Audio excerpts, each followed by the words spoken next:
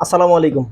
তো আজকে আমরা একটা গল্প শুনবো, সেটা হচ্ছে রহিম সাহেব আর করিম সাহেবের কাহিনী। রহিম সাহেব করিম সাহেবকে ধার দিছে 1 লাখ টাকা 2020 সালে। এখন 2025 সালে সে করে গেছে মামলা করতে, করতে গেছে। এখন আইনজীবী তার সব কথাবার্তা শুনে বলতেছে, ভাই সরি, আপনার মামলা আমরা নিতে পারতেছি না, আপনার মামলাটা তামাদি হয়ে গেছে। এখন রহিম সাহেব তো মনে করেন যে পুরাই হতবম্ব হয়ে গেছে। হায় হায়, তামাদি কি ভাই, আমি তো তামাদি বুঝলাম না। তামাদি মানে হচ্ছে আপনার মানে একটা রাইট আছে, একটা অধিকার আছে আইনের থেকে, হচ্ছে একটা প্রতিকার পাওয়া। তো যখন আপনি কাউকে টাকা ধার দিবেন, সেটা যদি 3 বছরের ভিতরে আপনি আইনের সাহায্য চান, তাহলে আইন আপনাকে ওই টাকা উদ্ধার করার জন্য প্রসেস করতে পারে। কিন্তু 3 বছরের বেশি যদি হয়ে যায়, তাহলে সেটা তামাদি হয়ে যায়, আপনি আপনার আইনি অধিকার হারাবেন। ঠিক আছে? সো এটাকেই বলা হয় তামাদি আইন, যেটা হচ্ছে আপনার অধিকার হারানো। তামাদি আইন মানে হচ্ছে অধিকার হারানো।